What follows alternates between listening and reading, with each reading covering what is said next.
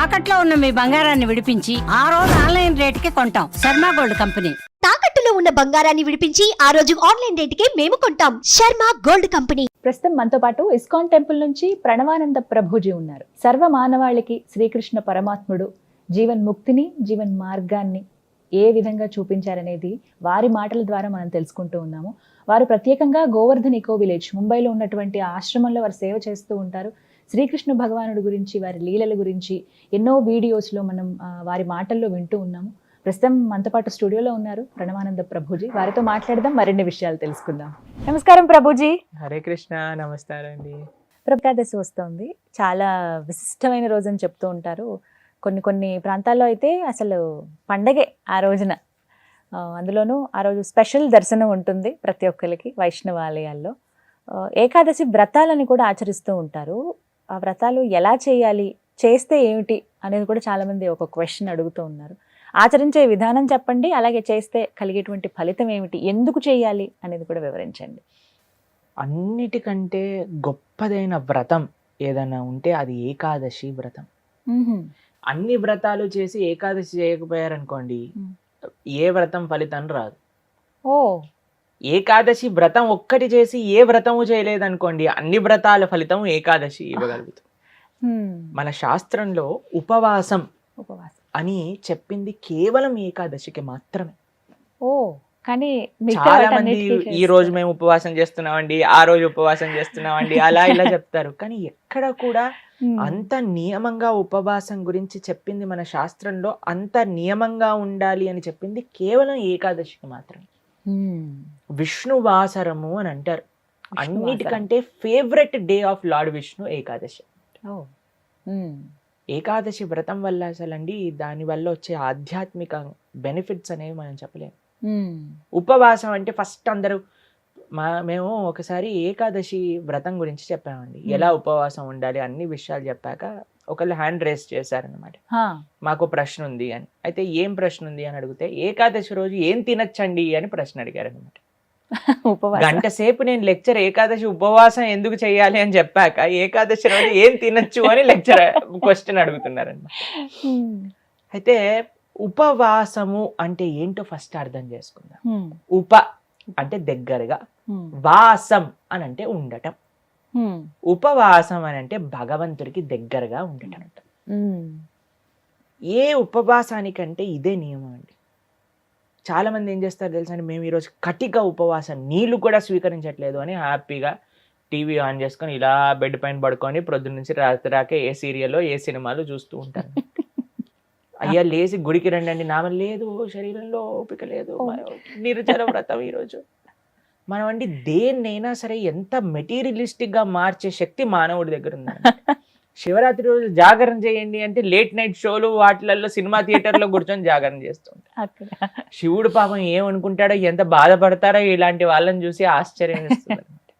మనం దేన్నైనా సరే ఎలా పాడు చేయొచ్చో అంత, ఎంత ఫాస్ట్ గా మానవ బ్రెయిన్ పనిచేస్తుందంటే అంత పనిచేస్తుంది.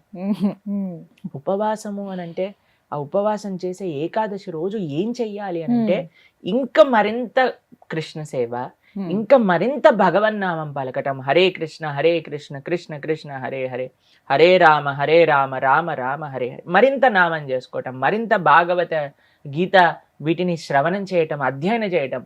ఇది ఉపవాసం, భగవంతుడు దగ్గరగా ఉండటం. మరి ప్రభుజీ ఉపవాసం అంటే తినకుండా ఎందుకు ఉండాలని చెప్తారు? ఇప్పుడు చూడండి, ప్రొద్దు నుంచి లేవంగానే తిండి గోలే కదండి మనకి. ఏం టిఫిన్ ఏం చేయాలి, దోశలు వేయటం, ఇడ్లీలు వేయటం, అటు వాయిల్ తీయటం, ఇటు చట్నీ చేయటం, ఇటు సాంబార్ చేయటం, పెట్టేయటం. దాని తర్వాత ఇది అయిపోగానే మళ్ళీ లంచ్కి ఏం కావాలి, భోజనం కోసం కూరగాయలు కట్ చేయటం, వంటలు చేయటం, మళ్ళీ తినగానే నిద్ర వస్తుంది, మధ్యాహ్నం పూట పడుకుంటాం, మళ్ళీ సాయంత్రం కావగానే ఇది అది. దాని తర్వాత మళ్ళీ రాత్రి డిన్నర్ ఏంటి, స్విగ్గీ, జొమాటో, అవి ఇవి, మళ్ళీ కిచెన్ క్లీన్ చేసుకోవడం, తూడ్చుకోవడం, బాసనలు తోముకోవడం, వీటిలలోనే రోజంతా పోతుంది. ఏం చెప్పారంటే, అయ్యా నువ్వు దేవుడికి దగ్గరగా ఉండాలంటే వీటిని కొద్దిగా దూరం పెట్టాలి, అప్పుడే సాధ్యం అవుతుంది. తినకపోయామనుకోండి, కొద్దిగా తగ్గించామనుకోండి, మనకి నిద్ర రాదు అంతగా.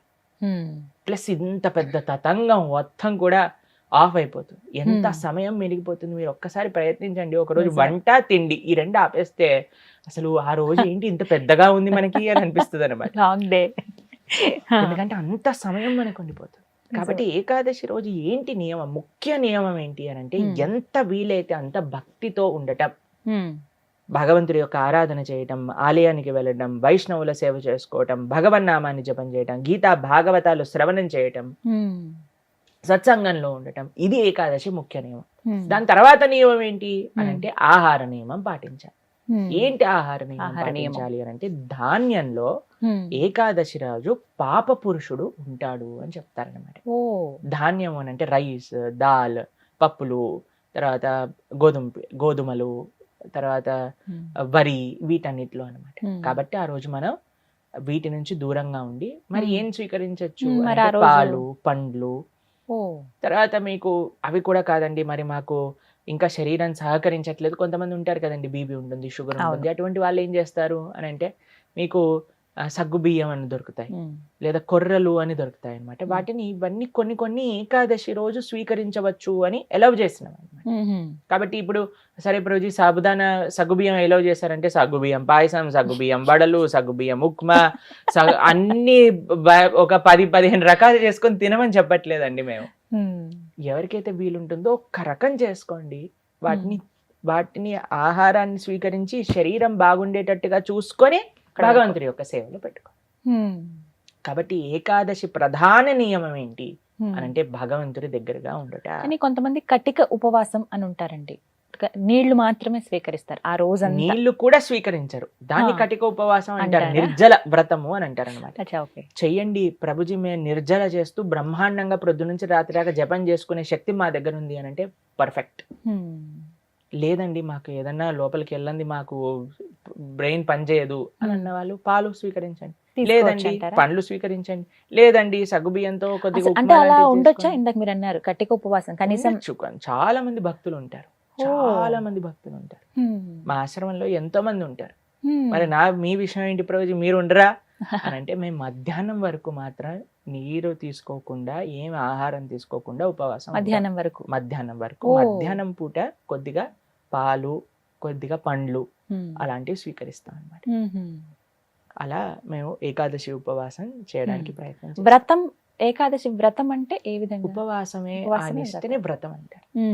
ప్రతి నెలలో 2 ఏకాదశులు వస్తాయి. అవును, ఆ 2 ఏకాదశులు సంవత్సరం పాటు మొత్తం అన్ని ఏకాదశులు కానీ మనం ఉండగలిగితే దానికంటే గొప్ప వ్రతం ఇంకొకటి లేదు. ఏం జరుగుతుంది ఏకాదశి వ్రతం చేస్తే? భగవంతుడి యొక్క పూర్తి కృప మన పైన ఉంటుంది. ఏకాదశి భక్తి జనని అని అంటారు. మన మనసులో భగవంతుడి పట్ల ప్రేమ కలుగుతుంది, దానికంటే గొప్ప వరం ఇంకేం కావాలండి? నిజమే కదా. కాబట్టి ఏకాదశి వ్రతం తప్పకుండా చేయాలి. అందరూ కూడా ఆ ఏకాదశి వ్రత మహాత్యాన్ని తెలుసుకోండి, చక్కగా ఏకాదశి వ్రతాన్ని ఆచరించడానికి ప్రయత్నం చేయండి. ఇప్పుడు వైకుంఠ ఏకాదశి చాలా అద్భుతమైన రోజు, మీరు సంకల్పం తీసుకొని ముందుకెళ్ళడానికి. చాలా మంది మమ్మల్ని అడుగుతుంటారు, రోజు మా ఇంట్లో ఎవరో వెళ్ళిపోయారు, లేదా మాకు మైల్ ఉంది, అశౌచం ఉంది, మీరు ఎలా ఉన్నా ఏం జరుగుతున్నా ఏకాదశి మాత్రం పాటించవచ్చు, దాంట్లో ఏం ప్రాబ్లం. ఆ రోజు ఖచ్చితంగా ఇవి వింటే బాగుంటుంది, ఇవి పఠిస్తే బాగుంటుంది. భాగవతం వినాలి, భాగవతం చదువుకోవాలి, భగవన్నామం జపం చేయాలి, కీర్తన చేసుకోవాలి, ఆలయానికి వెళ్ళాలి, కృష్ణుడికి తులసితో అర్చన చేయాలి. ఇవన్నీ ఏకాదశికి చాలా మంచి. ఆ రోజున ప్రత్యేకించి ఉత్తర ద్వార దర్శనం ఉంటుంది. అవును, వైకుంఠ ద్వార దర్శనము అని అంటారు. అన్ని ఆలయాలలో మనకి కలుగుతుంది. చక్కగా దర్శనం చేసుకొని వైకుంఠ ఏకాదశి కాదండి, అన్ని ఏకాదశులకి ఇవే నియమాలు. భగవద్ ఆరాధన, భగవన్నామ జపం, భాగవత స్మరణ, ఇవే అన్ని ఏకాదశి. కాబట్టి తప్పకుండా ప్రతి ఒక్కళ్ళు చేయాల్సిన వ్రతం ఏకాదశి వ్రతం.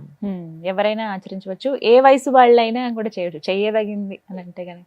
ఎస్, చేయగలమన్న ఓపిక ఉండాలి, ఆ ఆసక్తి, ఆ నిష్ట ఉంటే ఖచ్చితంగా ఎవరైనా పాటించవచ్చు. చాలా సంతోషం ప్రభుజీ, నమస్తే. హరే కృష్ణ.